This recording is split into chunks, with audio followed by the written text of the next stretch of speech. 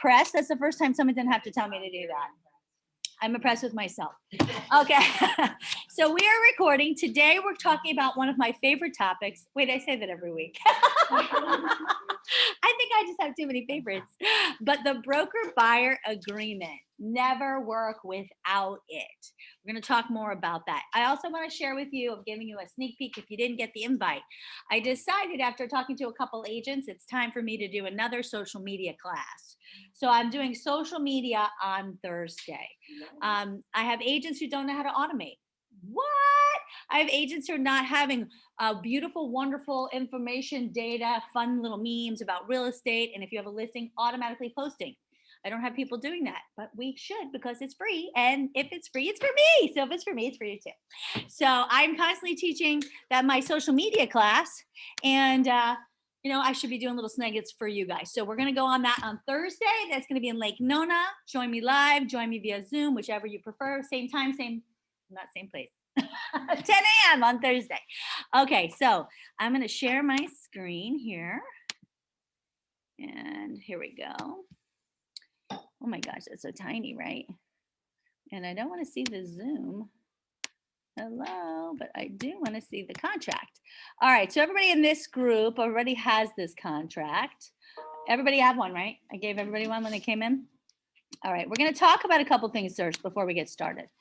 Number one, I have heard more in the past month, my agents saying, Carrie, I really thought these people love me. We've worked together for so long. And then I found out they put an offer in with somebody else. And I ask agents all the time, let me ask you guys, how many of you consistently use a broker-buyer agreement? Thank you, Ms. Amanda. It's the law in Maryland. It's the law in Maryland. They do it right there. We should make this the law here. It's a Carrie law.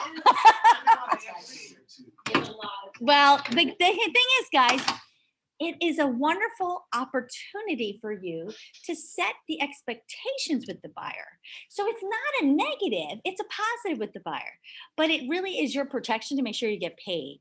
Because there's something that we all know and love, I hope you guys know and love it, because if not, I'm gonna really cry, called the Code of Ethics, right? And the Code of Ethics, I just wanna make sure nobody's waiting. If anybody sees somebody waiting, can you just say, Carrie, a minute? The Code of Ethics protects us to a point. Does anybody know what article it is that protects the Realtors Commission? Okay, it's Article 15. But the point is, what it says is that if a realtor is in an exclusive relationship with another customer, do we have clients in the state of Florida? No. Thank you, Tony. Unless it's a single agent situation. Correct. See, in the state of Florida, we are transaction brokers. We are all assumed to be transaction brokers unless the brokerage, not the random agent, but the brokerage chooses to act in a different capacity, which could be single agency or no brokerage relationship, right? Which is why I still get that question about, we're offering a co-broke. You do single agency, say 3%, transaction broker 3%, you put no brokerage relationship 0. You're not helping yourself at all. How are you proving that? You can't prove that. Are you privy to the brokerage relationship with the buyer and their brokerage? Good morning, Emily, come grab one. You're not, right? So they would have to get a disclosure signed at the first time they meet them if you're anything but transaction brokerage. And that disclosure, either one, will go with the offer. In all of my years of doing this, which honestly feels like beyond decades, but but it has been decades. I have seen 2. In both instances, they didn't know what they were doing. So it doesn't help you if you think that agent from Miami who's just sending their customer and is making you do the work, they're not only going to get 1% or 0%. That's not what that's for. That's not, they have to show you that their brokerage relationship, which is bigger than them, right? It's the company, functions in a different brokerage capacity. So this is why it is very important that we really understand, honestly, out of all the things you learned when you took the test, that's probably the only thing that's the most important, if you ask me, right? Because most of the things they teach you, nobody cares about meets and bounds. Do we have any appraisers in the group? Like, it's just stupid. We have a guess. Oh, you. Okay, thank you, Tony. Appreciate it. So that is the one thing I would say was really, really important that they actually taught us about way back whenever you took the course. Some of us sooner than others, but you have to understand brokerage relationship. So because we are transaction brokers in the state of Florida, unless the brokerage chooses a different, you cannot be a client, because a client is what is that? It's fiduciary, right?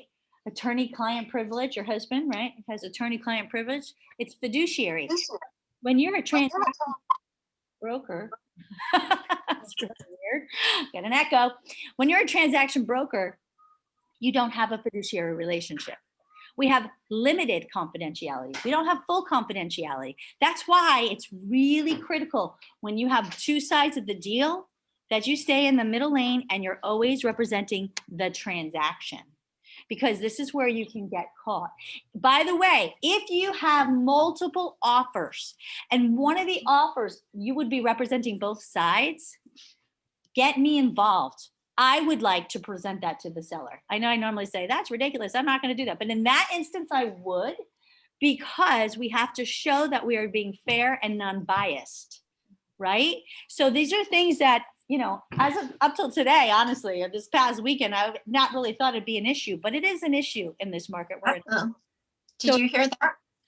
If anybody has, I don't know who I need to mute. You sign the listing, there's a spot in the listing that you can say. So we want to make sure that if we have an opportunity where we're representing the listing and we have multiple offers and at least one of those offers is coming in without an agent, I would like to be involved. I will be happy to help you present it. I will even go with you to the seller. I don't care, or be on the phone. But then we would like the seller to actually write on the contract that they're rejecting it. And we want to send that back to the agent on the other side, because what we don't want is the agent on the other side thinking that something fishy is going on here, right? And it's true. If you were one of the agents submitting your offer, wouldn't you want the same courtesy? So is it a legal thing that we have to do? No. But is it the proper thing to do? Yes. And I'm mentioning it because this is really the market we're in right now. So back to that point, a fiduciary relationship, as soon as you start using the word client, you're changing our relationship with a customer. You're imposing on us a fiduciary relationship. So we're not clients because it's not attorney-client privilege. We are customers. So everybody in the state of Florida, unless you're functioning differently, should be calling your people customers. Where this gets confusing, guys, is when you take a code of ethics class with the National Association of Realtors. Because Maryland, you guys are single agents, aren't you? You can only represent one side. Yep. New York, single agency. Jersey, single agency. I think Connecticut is also single agency. So that's why we get calls to that's where the floor calls come in, where we say, do you want to speak to the listing agent? They said, no, I want my own agent, because they're probably from up north where they're used to people not representing two sides. And they feel there's a conflict there. They want to have their own person, right? There isn't a conflict there because we don't have full confidentiality. So if you are representing both sides, you don't want either side telling you too much. If they start wanting to tell you their deep, dark secrets, say, I can't hear you, earmuffs. I'm sorry. I only need to know what's pertinent to the sale. I heard somebody say, don't tell me nothing that you don't want on Facebook. Okay, as a preview to my social media class, no. We're not going to put stuff like that on Facebook, okay? Because also it's never going to go away. But yeah. So at any rate, yes. But it's very important that we understand the difference, especially now. So if you're representing a seller, if we're getting multiple offers in and you start saying my client, what are you doing? You're causing confusion to the person on the other side. Now, listen, we hear people all the time in our industry saying client because they just don't know the difference. So we're educated, we understand the difference, and we want to make sure that we stay in that clear and narrow. If anyone says to me, well, I'm in the gray, then you're not in my area, because I only work in the black and the white.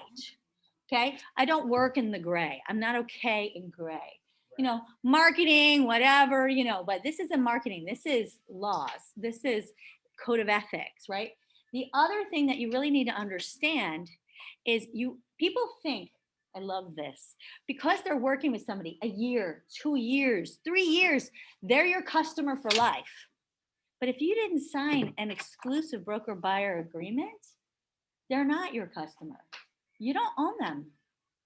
And I don't want to say anything about other cultures, but there are cultures, some people in the room know more about what I'm talking about than others, that are used to working with multiple people, right? It's not within their culture to just pick one person to stick with them. I didn't want to say that, but thank you, Rosanna. Yes, in Brazil. And it's just the culture, right? It happened to me actually here. Mhm. I spent 2 months doing showings with clients from other states. So it Customers? was always customers, yes, my customers. So it was Saturdays and Sundays, like intensely, like big family, 5 dogs, and Oh my gosh. and then in the end, I was surprised because a friend of mine told me, "Oh, did you know that she moved?" I said, "What?" Is there a problem? She then moved and you I didn't even called know. them, and then the husband told, "Oh, we were very, we tried to not tell you we were working with 3 agents. Working with 3 agents. We were, yes, we were with you and another 3 agents, and the other one showed the house you showed for us first." But I asked them many times, I work with someone else. I work with someone else. I asked because I don't do this. I said, "Would you have 3 wives here?" I told them both in the face. I said, "Well, you have only her, or you have more girlfriends besides her." Oh, okay, because it's the same for me. I'm sorry, it's the same for me.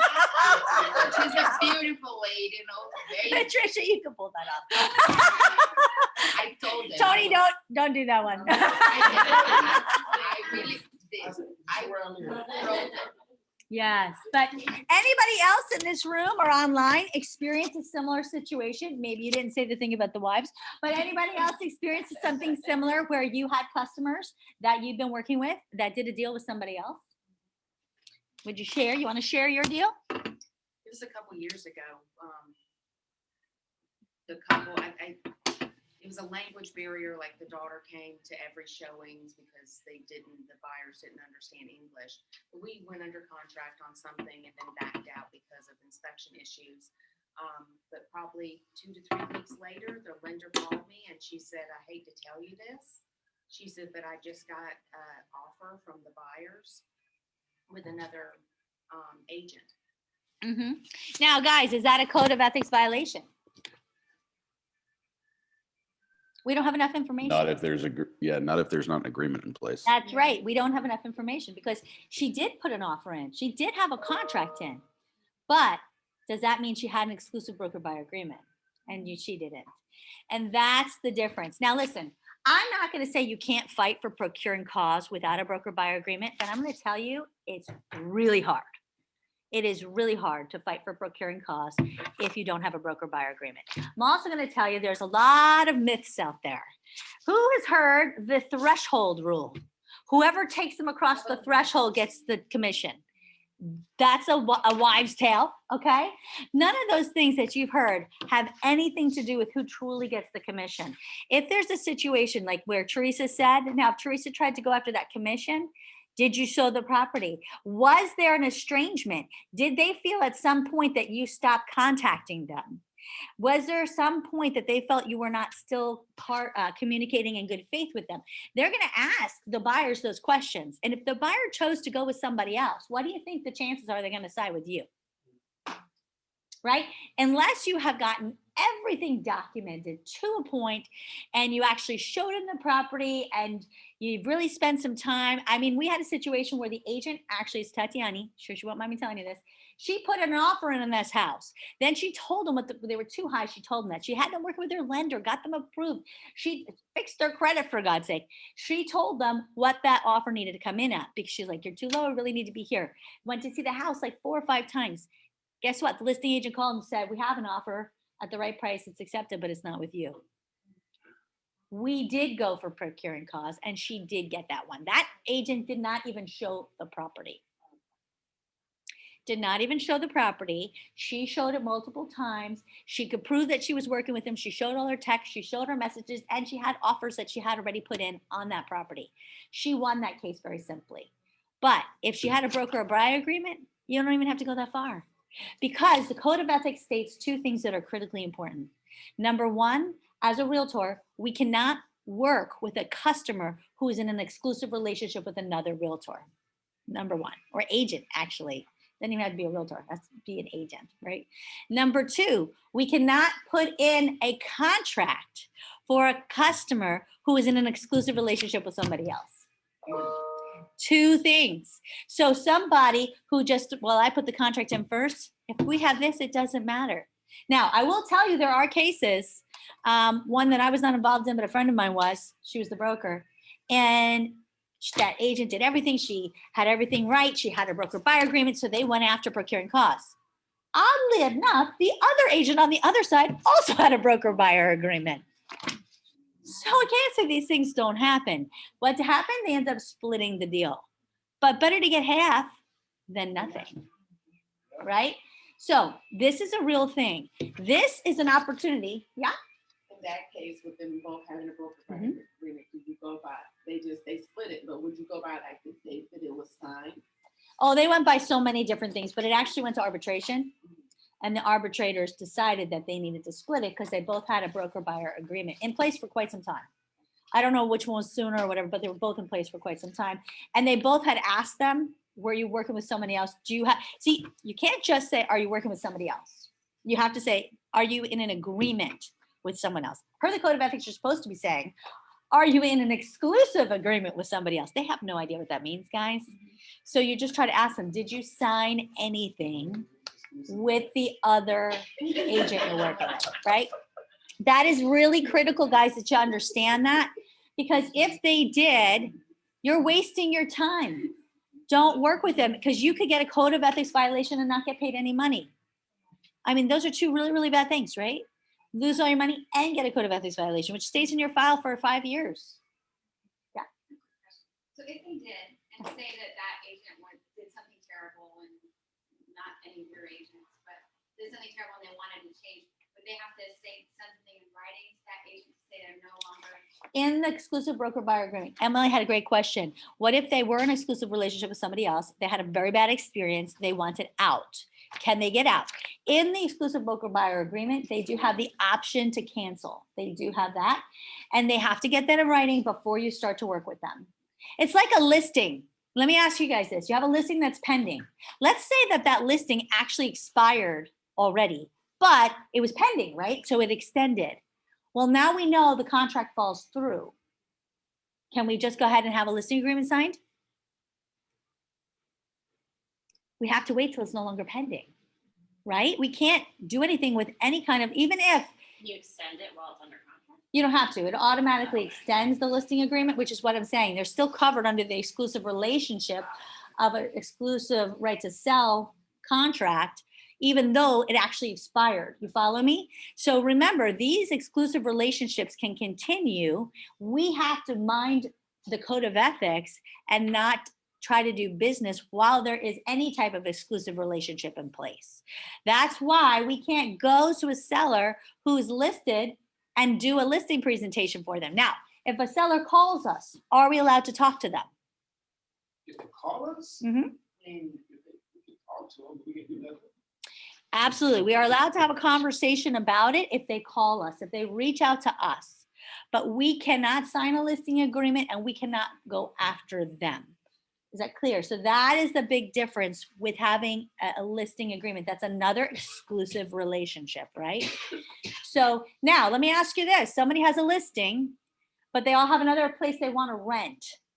Can you talk to them about renting their property? I think so. Rosanna thinks she thinks so. Anybody else? Okay, so ask that again. You have, so Teresa has a listing, a home for sale. Okay. But that person also wants to rent out some units. And Amanda does a lot of rentals. So Amanda reaches out to that customer. Can she do that? Is she allowed to? For rental, Yes. I would say yeah. I like that, Rafe. Good. That yes was strong. Do you really feel comfortable about it? No. I do. Because the agreement would be for that particular property that you've signed into, right? So it's only Yes. contingent on that one property. And it's really, truly a different area within real estate, right? So it's because they could also be working with you on the buy side. So I would be careful about the buy side, but rental's a different beast. So if it's about residential listing and selling, that's one thing. But if it's commercial, if it's a lease, that's a different area. So you could reach out to them. But I would even say, because our let's face it, our industry is small. It really is. I mean, yes, there's 16,000 agents with Aura, 200,000 realtors with Florida Realtors. Doesn't seem that small, but we see the same people all the time, right? Well, sometimes too much, sometimes not enough, right? So what we want to make sure that we're doing is cultivating relationships and growing a stellar reputation. And as soon as you do something that is shady, or like people like to say, in the gray, your reputation is soiled so easy. Hard to build, very easy to break, right? So And the be problem with very that careful. is, then you get known for that. Yeah. And then more of that crap comes. Mm-hmm. Exactly. Excellent point. So this is why we want to make sure that we clearly understand agency law. We clearly understand the code of ethics and who we can work with and under what circumstances, right? Because in the code of ethics, Article 15 is protecting realtors for working with each other. And we're supposed to do unto others as they would want us to do unto them, right? It's the golden rule, guys. So this is why I'm saying, think twice before you do anything, but just follow the law. If we use the broker buyer agreement, we have nothing to worry about. We will always rise to the top. The other reason you want to use this is against the builders. The builders think, trust me, I thought so too as a regional director. I thought that our registration was ironclad. No, it's an internal document. Per Margie Grant, that lady knows her stuff. She has shared with us that that is not procuring costs.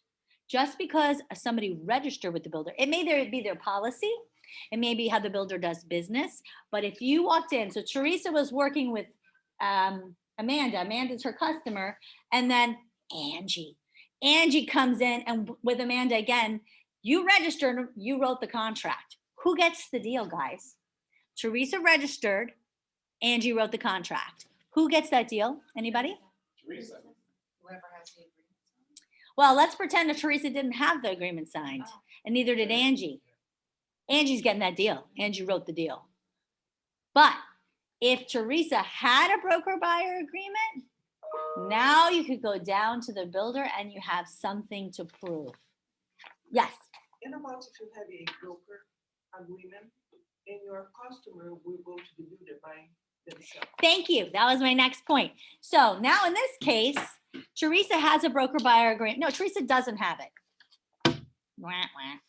And her customer, Amanda, was driving by on a beautiful Sunday and decided to go back over to that builder. And the wonderful on-site agent, because they're as sweet as pie, said, "You're good, no worries. I'll take care of you." And she wrote the contract.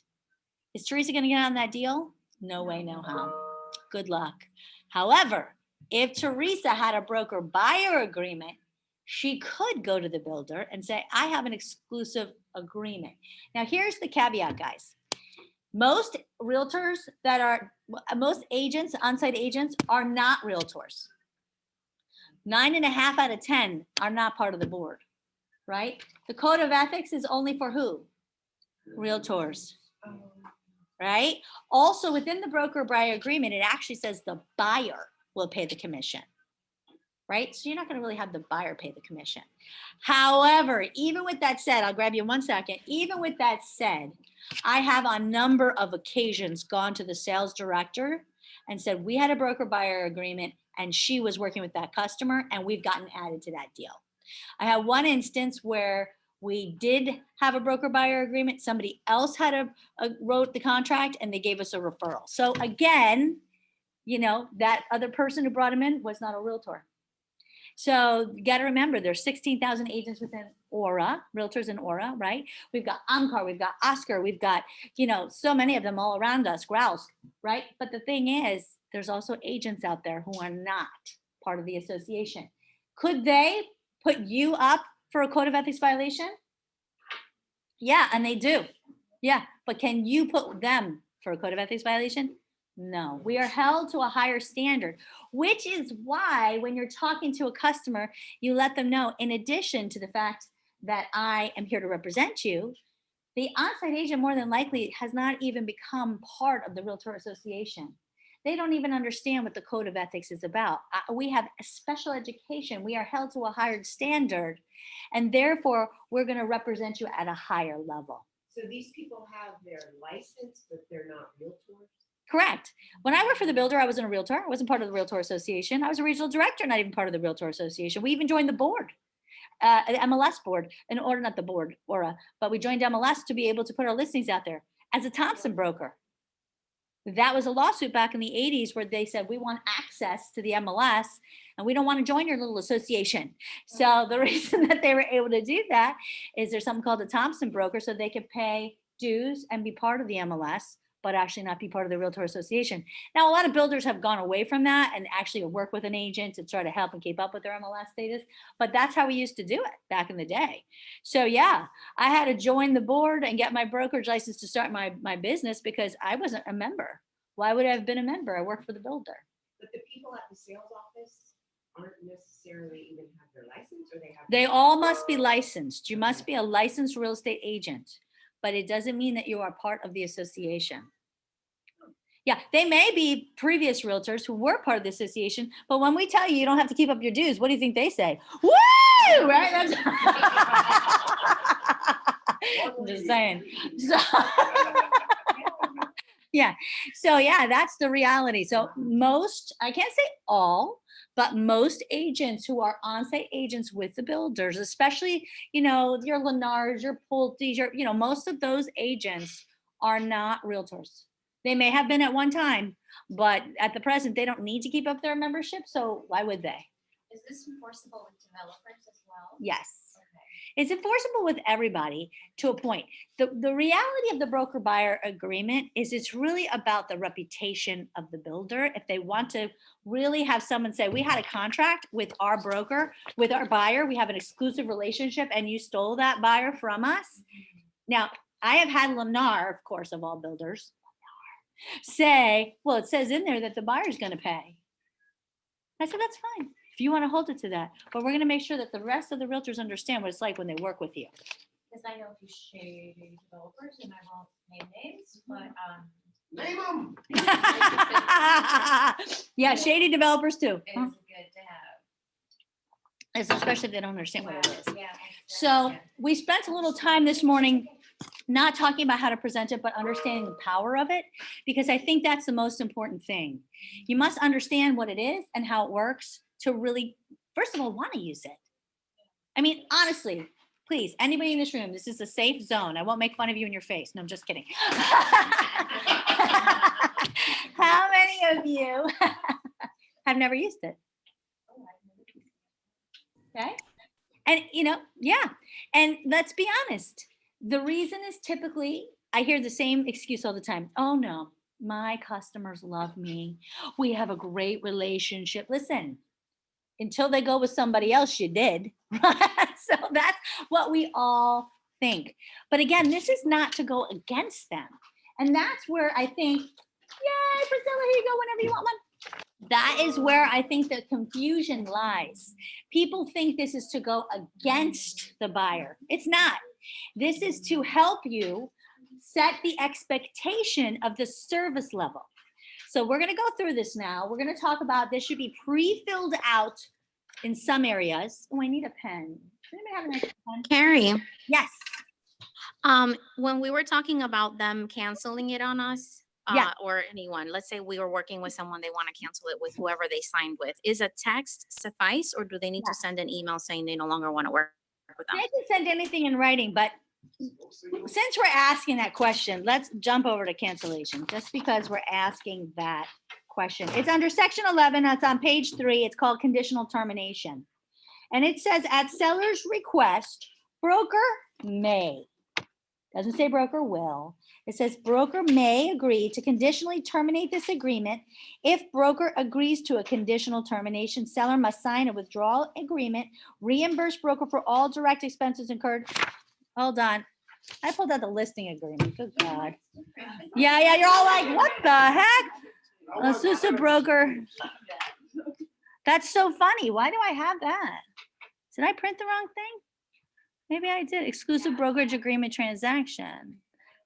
Exclusive broker, exclusive buyer broker. This is the right one on the screen. I might have to, let me print. That's weird. I printed this. Oh, maybe I had some old. Does some of them have this? Yeah, because I have an exclusive right to sell listing agreement over here. So somebody just got an exclusive right to sell listing agreement. All right, I'm just gonna print a couple. Does everybody else have that one? The broker buyer agreement? All right, I'm gonna print a couple. Do you have that? Who does not have that one? That was special and interesting in so many ways. So if they Okay. sign this, does that mean they're now a client? No, They're still a customer. they're still a customer, but they're working exclusively with you. Yeah, because remember, it's not about if they're working with you or not officially. It's about what your brokerage relationship, what the duties are of that So it's still brokerage. transaction. It's still transaction. It's still limited confidentiality. It's full accounting of all funds. It's diligent and care. So there's a whole group, which is actually listed in many of these, that'll tell you what the duties of a transaction broker, but it's not, the fiduciary relationship is full confidentiality, right? And we don't have that. We never have that. We don't want that, because then we cannot work with both sides because we know too much of their dirt. That's the idea, right? And we cannot do that. Okay, so we're gonna look here under cancellation. Everyone's like, that's interesting. Why is that there? Early termination, it's section 9. So here it is. Buyer may terminate this agreement at any time by written notice to broker, but will remain responsible for paying broker's compensation.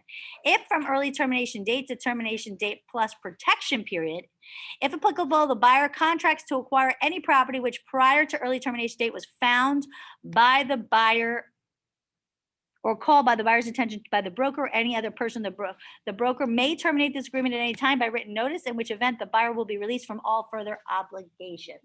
So essentially what this says is if you showed a property prior to the termination period, they cancel that agreement, they work with somebody else, they write a deal, you're still paid.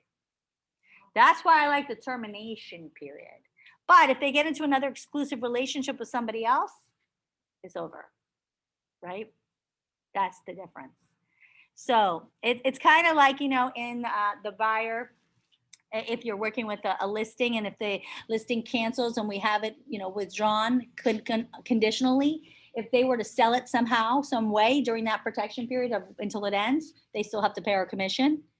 This is the point of that. But we're going to sort of look at the varieties of that. That's not truly why we use this, okay? So let's look at what the broker buyer agreement, if anybody needs one, they're in the back. Actually, I'm going to, can I have that one? Because I want to write on it, show you how to present it. Do you have one? Thank you. Oh, it's so funny. I don't know, Mike.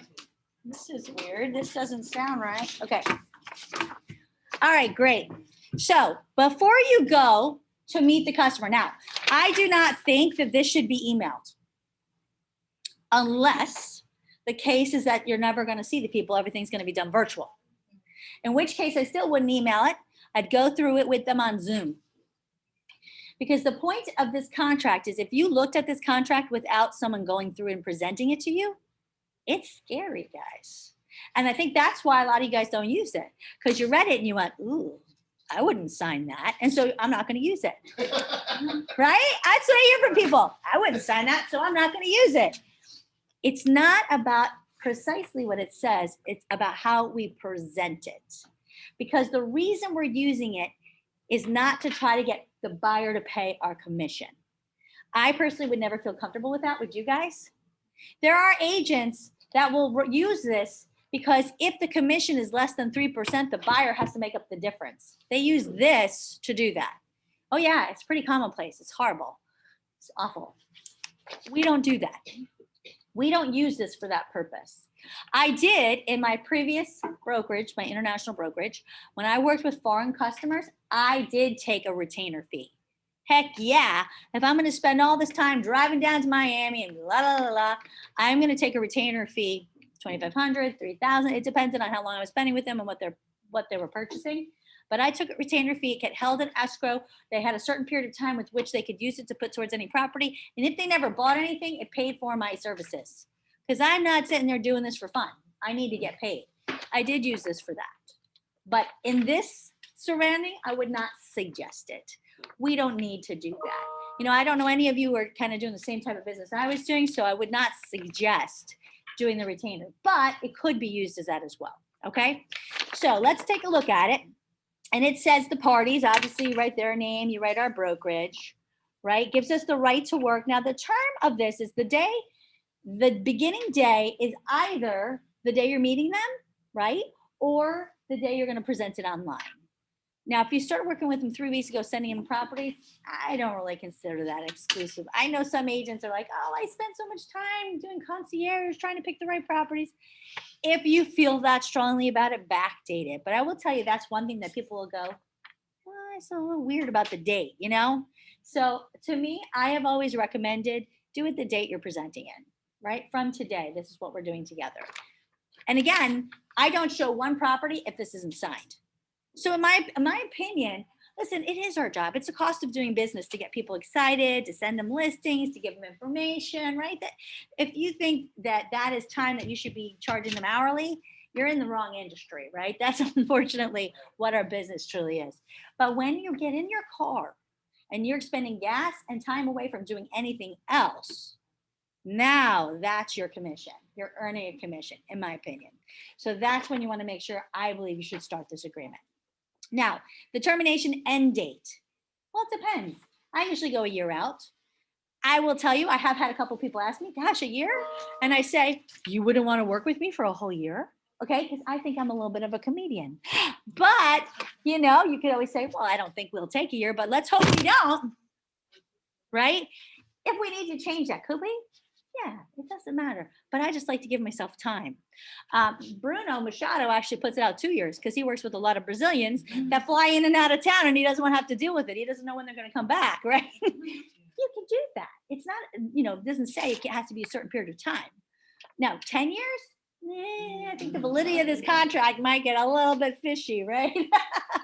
I wouldn't go extend beyond 2 years personally. Oh, Lord knows, right? Yeah. So, okay. So that part is there. Now, the buyer is interested in acquiring real property as follows. So type of property, you know, if they're looking for a single family home, where if we don't know the area specifically, we might say the couple different areas. I might say Central Florida, right? It doesn't really matter. We're going to use this as an opportunity as talking points to build comfort. That's what the point of this is. Price range, you know, put a price range in there. Buyer, of course, has either been pre-approved by whoever, or they're going to pay cash, right? And we might put that on there. Preferred terms and conditions. So the real reason I use this section is this is what I say. So I go with all my, you know, I have my beautiful buyer kit, right? And I have everything ready to go. And I sit down, I say, Rosanna, I'm so excited to get started with you today. I got so many goodies for you. But before we get started, let's make sure we're on the same page. And I present it. I don't give them anything until I do this. I show them, let them know, but they get nothing until we go through this.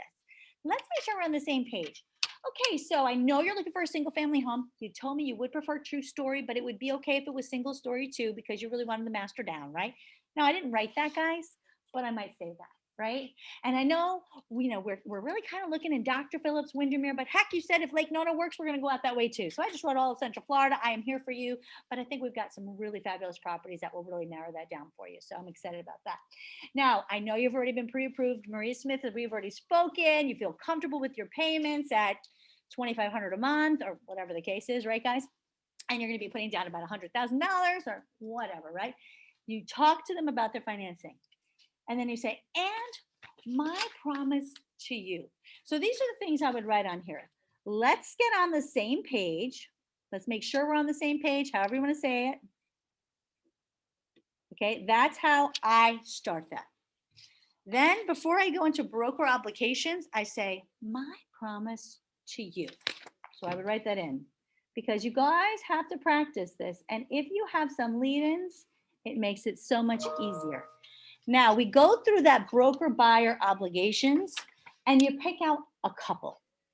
Now you need to know what all of them are in case they ask you, but you're not going to talk about all of them and you're not going to sit there and read it. But we're going to do that for a brief moment before we continue presenting. Use broker's professional knowledge and skill. I always do that one, right?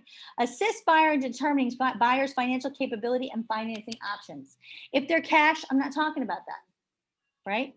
Discuss property requirements and assist buyer in locating and viewing suitable properties. usually I don't talk about that, but I do use the ninja and I say, as we've already talked about on the phone, we've got all sorts of properties that you're interested in, and we funneled them down to find the best properties, because we're not here to add properties. We're here to eliminate properties so that we don't waste your time and we don't lose an opportunity at that perfect house that took us too long to get there. So I might talk about that there, right? Assist buyer to contract for property, monitor deadlines, and close any resulting transaction. I always talk about the deadlines. Absolutely. And depending on the type of buyer they are, I may talk about contingencies. If this is a buyer who's not a very comfortable buyer, has not bought tons of homes, I like to say that I'm going to be with you from beginning to end. I'm going to be here at every stage of the game, making sure that we're following every deadline, making sure you're kept up to date with everything. And most importantly, in your contract, you're going to have something called contingencies, which I like to call safety nets. And these are different opportunities to make sure you're protected.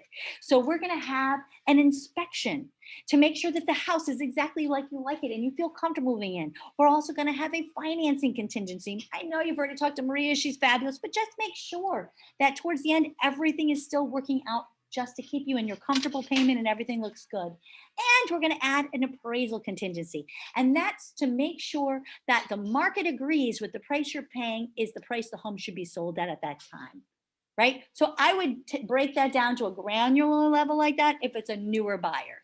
If it's not a newer buyer, I just skip that section and say, and I'm here from beginning to end, everything you need, making sure every deadline is being followed, and that way we're ahead of the game and we can go towards a successful close.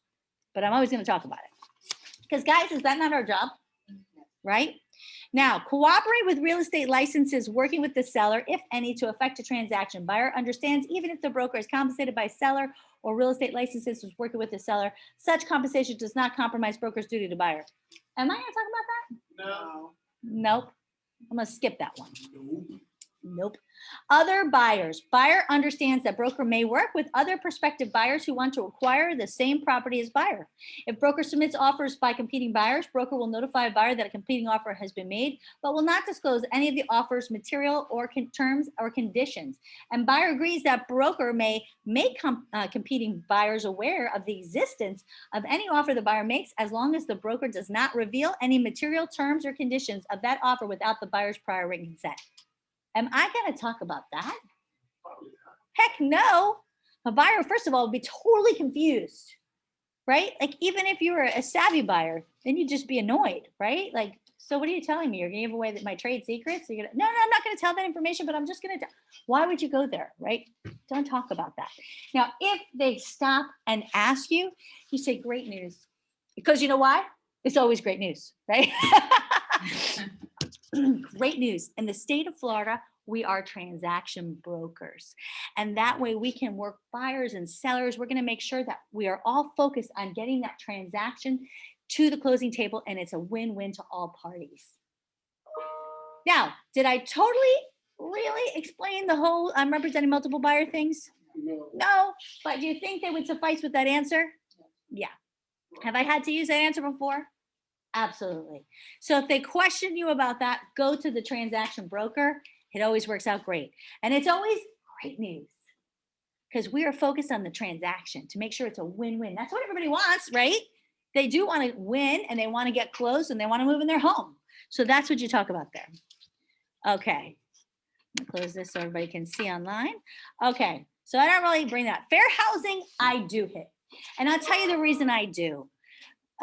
Two reasons, truly. One, especially like if you're doing it in Spanish or Portuguese, they need to understand we can't tell them if families live there. You know how, or other people from their race or culture live there. We cannot tell them those things. That is against fair housing. Race, culture, religion, national origin, right? There's all these wonderful things. Age is not in there, which is really interesting because you do have 55 plus, which we have to disclose.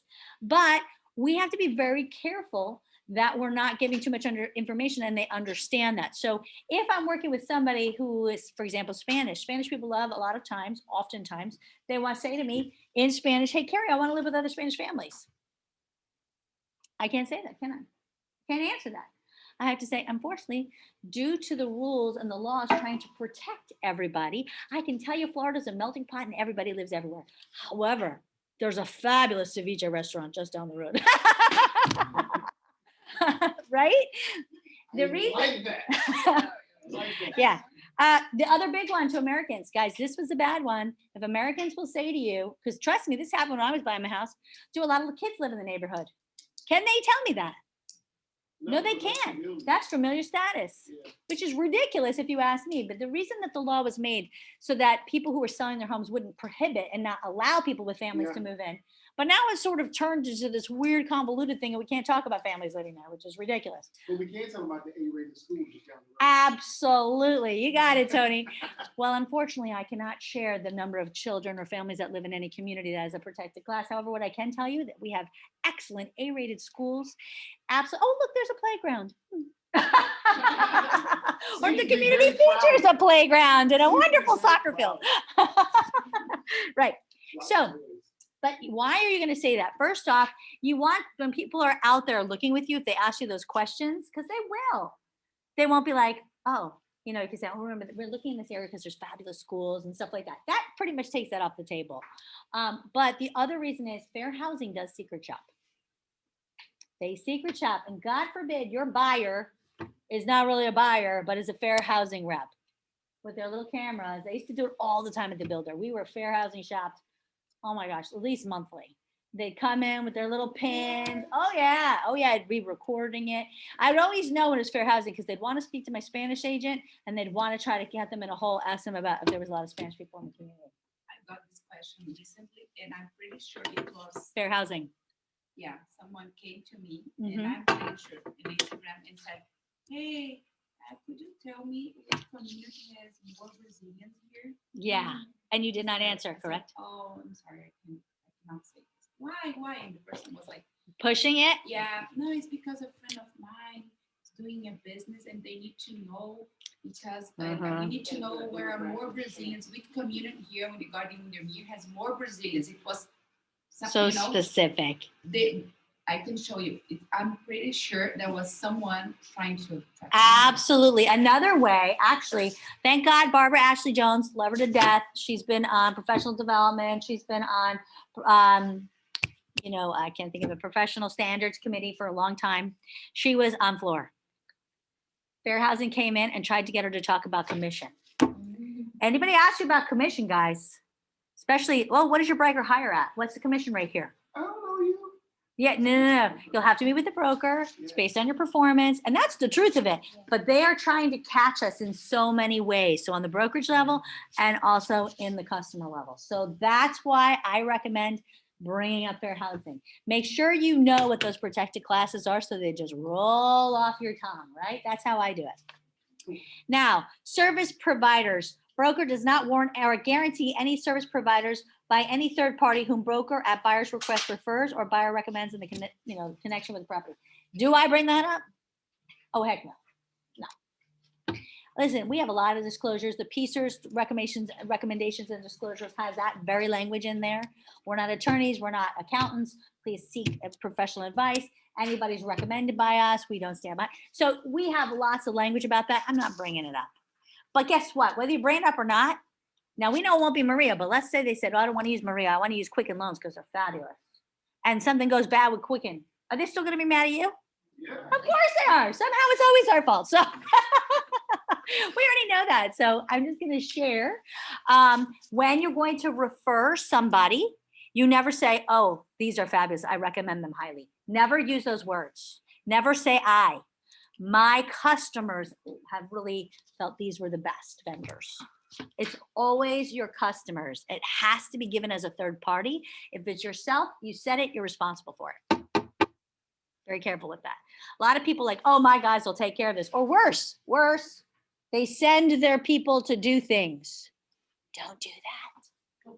Don't do that. I had a situation where a listing agent was so trying to help. She sent, actually, they're actually related to even worse, to move the sellers. We all know that moving is a mess anyway, right? Bless you. Guess who was responsible for the damage that they did and who ended up paying for it? Yes. So just don't go there, right? Okay. Now, when we're presenting this again, let's just make sure we're on the same page and you go through the property details.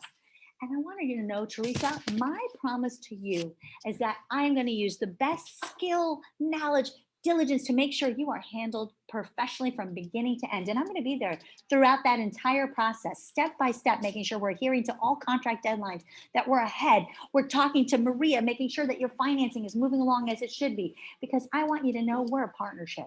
This relationship is not from just today to your close. I want to be your realtor for life. And of course, we're going to be very careful to make sure we're following all fair housing guidelines and always working within those protected classes to make sure that everybody's protected from beginning to end. And then I flip it over and I say, and all I ask in return, write that on there. That's a really good one. And all I ask in return. Okay, so far, is anybody offended? My promise to you and all I ask in return. Now let's look at what I'm really asking, and then let's do the Cliff Notes version of what I say I'm asking. Okay, shall we? So we're going to move up our contract here.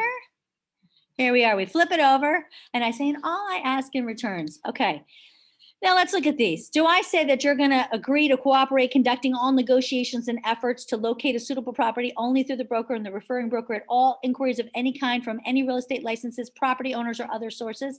If the buyer contacts or is contacted by a seller or real estate licensee who's working with the seller or views a property unaccompanied by broker buyer, will at first opportunity advise the seller of a real estate licensee that the buyer is working with a represented exclusively by broker?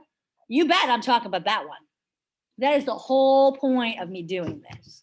I'm not going to read that. I'm not going to say it like that. We're going to talk about it, but that is why we're doing this. Now, by providing broker with accurate personal and financial information requested by broker in connection with ensuring the buyer's ability to acquire property. Buyer authorizes broker to run a credit check and verify buyer's credit information. Held to the no. Never going to talk about that, or nor am I going to do it. And so if someone says, I don't like that, cross that thing out. We are not running their credit. We're not having anything to do with that. That's why they have a financing person. Okay. Again, you say something out of your scope and now you are held liable for whatever it is you promised. You talk about a 1031 like-kind exchange as if you know about a 1031 like-kind exchange, they're going to hold you liable when that 1031 like-kind exchange, you didn't give them the proper deadlines about when they had to acquire the property. They had to state what property was and when they had to close. There's a lot of nuances within these things. You need to have a lot of knowledge in our industry here. You know, forget about New York. They go find a property, give it over to the attorney, and they don't do anything again. We're not in New York, guys. Here in Florida, the agents do everything. So you have to walk that fine line of complete knowledge without telling too much. It's a really scary thing, right? And that's why I say there is no gray, because gray means trouble. It means realtor jail. I don't look at his stripes. Not taking the fall for you. No. So we have to be aware of what that is, okay? Now, Do you recommend crossing off very much than that? I would only cross that off truly if they brought it up. You know, when you go in there and you have things crossed off, it looks shady. It looks like you don't feel confident on the agreement you're giving them.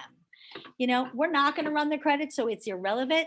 There's a lot of things that are in a contract that are all disclosure language. That's radon gas. What's the chances they have it? Who knows? Who cares? Mold? Maybe. Naturally occurring. Like, you know, so there's all these things in a regular contract anyway. I would leave it like that. Could we pull their credit? Apparently. Would we pull their credit? Never. So feel free to cross it off if they ask you about it. I have never been asked about it. And I've had people take this and read it a little bit, but usually 9 out of 10 times they don't. They just sign. Okay. Now, but if you mail this to somebody, you see what I'm saying? Already you'd be like, what? I'm already not feeling comfortable if I just sent this to somebody cold and I didn't explain it to them, right? Now, here's a fun one. Being available to meet the broker at reasonable times for consultations and to view properties. We'd all love to say that. That's up to you if you want to bring that up. I typically don't.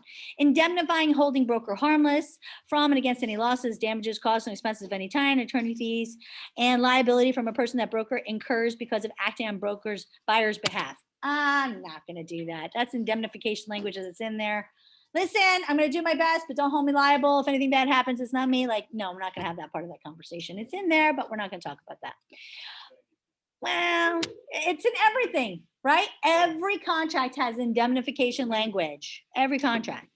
Okay, not asking or expecting to restrict the acquisition of a property in accordance to race, color, religion, sex, handicap, familiar status, country of origin, or any other category protected under federal, state, or local law.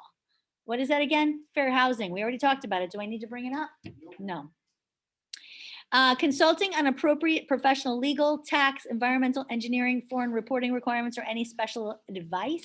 I don't need to bring that up because if it comes up, I'm going to recommend them to the perfect professional that all my customers love, right?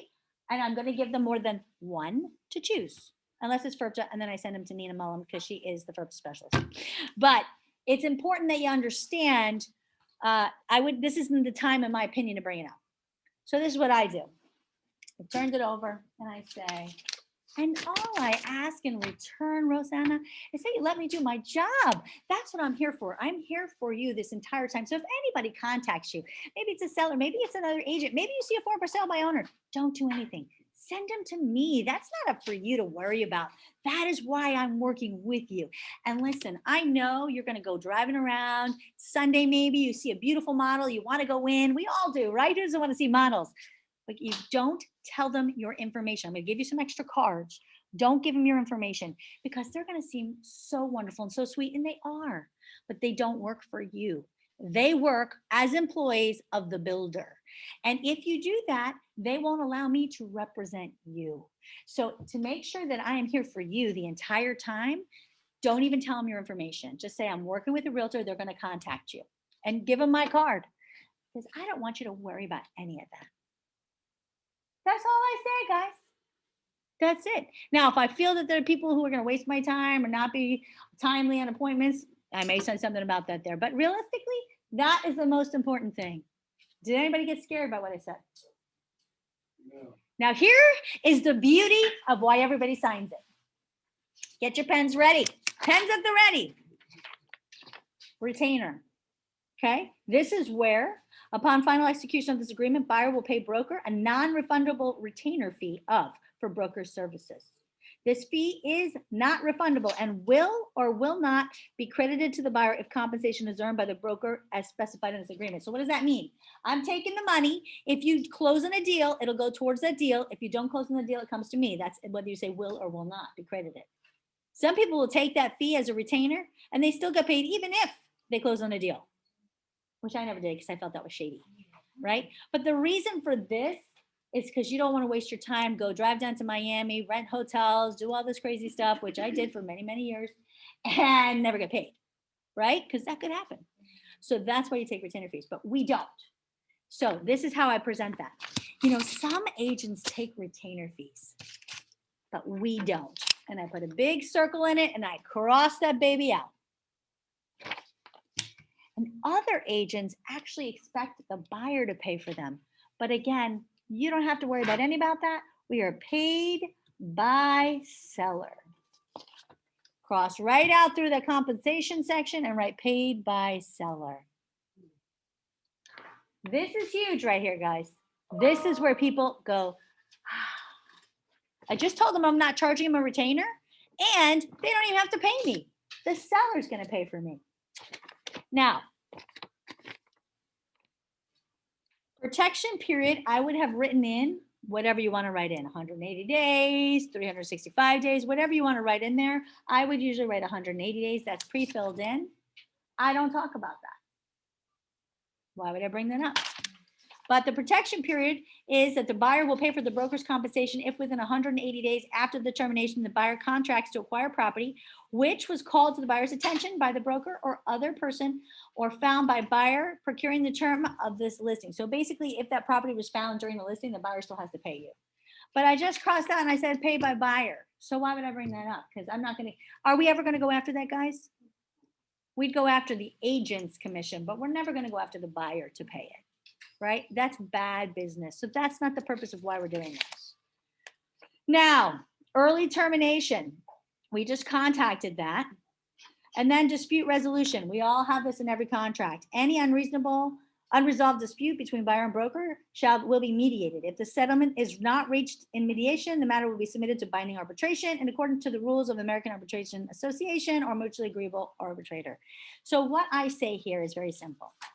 I say, all I ask in return is that you let me do my job, right? Go through that. And then I say, and guess what? Some agents actually charge you a retainer fee. We don't charge anything. Other agents actually expect you to pay their commission. But don't worry, paid by seller. The only thing I ask is if you have any troubles at all, communicate it to me. I am here for you. The whole idea is that we have this wonderful opportunity to get you in a home, and I want to be there for you every step of the way. So if there's a problem, tell me, tell my broker, we're a team. We're here for you. You flip it over, and you say, sign here. Paid by the seller.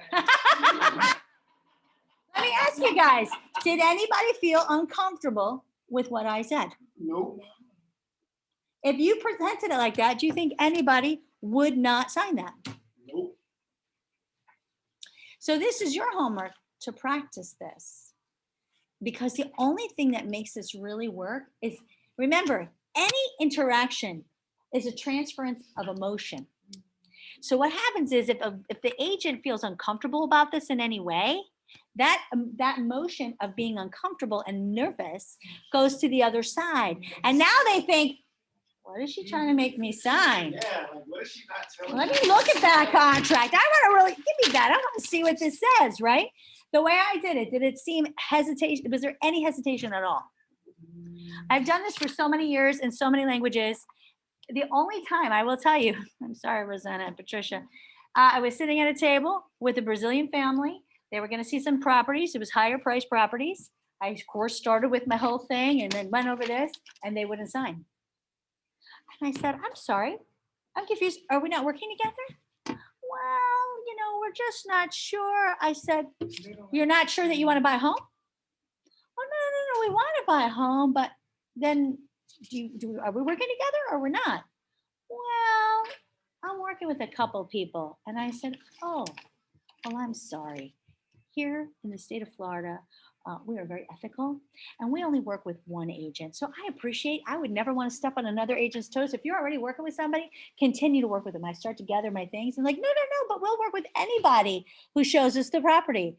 And I said, well, unfortunately, we don't work like that. I don't work like that. So what you won't be working with is me. Have a great day. Yeah. But reality, guys, I would have wasted my time.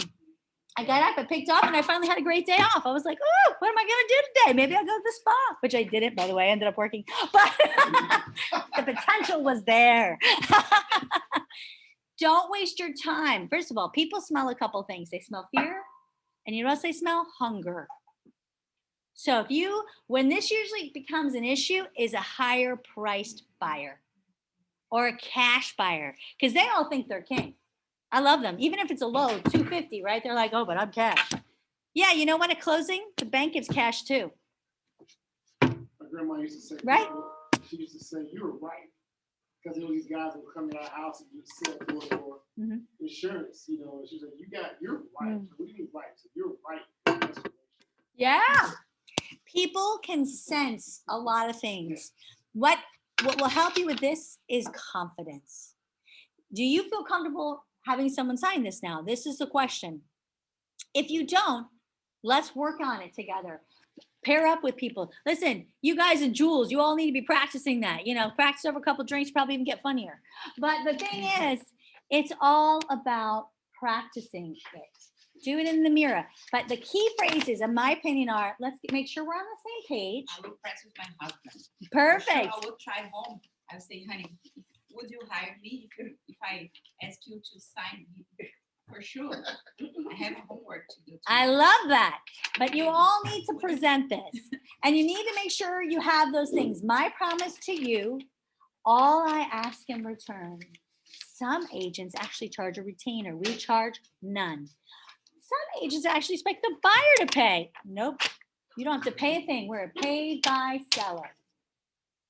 And if you have any problems at all, please tell me. We're in this together. That's what we're here for. We want to make sure this is a great experience for you. And me, myself, my broker, our whole team's here for you. Okay, sign here.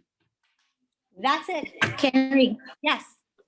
going back to the cancellation, if we're working with someone, they Uh-huh. decided they don't want to work with the other person and they tell us they did sign something with them, you're saying because obviously of the way that it's worded, they still have an opportunity to still collect on it. Well, no, So they even need if- to get a written release. If they get a written Oh, they have to release, get a written- yes, Okay. but you cannot work with them unless they do, because that is a code Okay. of ethics violation, because they have an exclusive relationship. So it is imperative, if the buyer has signed an exclusive broker buyer agreement with the other side and they're not happy with their services, you do not intervene. Because why? That's a code of ethics violation. You're not party to that agreement, right? And you can't be trying to get the buyer to work with you because that's a code of ethics violation. Just like if it was a listing, you can't do that, right? So it has got Right, to so we be tell them, Hmm? right, so we tell them to send them the information saying they no longer want to work with them and wait until they send us proof that the other realtor It could has be, released yeah, them. it could be a text, as long as you have something in writing saying we release you from your exclusive broker buyer agreement. So we need to not only wait for them to communicate, we need to wait for them to have an answer. Yes, not only that they communicate, that they get it in writing, because they can say, oh, but they told us we're not working. And then you spend all this time and effort and you try to get a deal, and guess what? They're gonna do a code of ethics violation against you and go after your commission anyway. So it has to be specifically written like that? Yeah, that we release from- you from the broker buyer agreement. Mhm. So then we would have to tell the buyer that They because the could buyer's say- not gonna, They could say we cancel the broker buyer agreement. I mean, there's different verbiage they could use, but per the contract, it says we release you, but it could be that we cancel, but it needs to be in writing that it's being canceled or released. Because otherwise, and it's not the agent, remember, it's the broker. It's the broker who receives commission. So the agent could be like, of course, I never want you to have to work with me. If you're not comfortable, no problem, keep working. And then the broker could be like, well, why would you let that person go? No, I'm not doing it. Right? So it's not oh, the brokerage has to release the customer. Yeah. So if you ever have somebody, which I can't imagine any of my agents needing to be released, but if that were to happen, I would be happy to send an email saying we're so sorry things didn't work out. Happily released you from the broker buyer agreement. Wish you the very best. You know, because that's good business. But yeah, it has to be from the brokerage because it's the brokerage who will go after it, not the agent. Everybody clear? Yeah. Yay! Well, I hope you guys learned something today about agency law, the reasons to use the broker buyer agreement, and the easy, simplest way to present it. Keep it smooth, by the way. If this was a virtual, you would do it on Zoom. You could actually have your pencil crossed through it in the Zoom, which is super cool, because the most important thing is they feel comfortable and they understand the whole reason we're presenting this is to let them know they're working with us. We're trying to weed out the people who are not going to work with us, who are working with other people. That's the one. And we're trying to protect ourselves in case they go to a builder without us. Or for sale by owner, guys. That's another one. It's another big problem. So that's why we do it. All right, guys. Well, I will see you all hopefully on our training on Thursday at 10 a.m. For the social side. We're going to get social with social media. Bye, guys. Have a great day.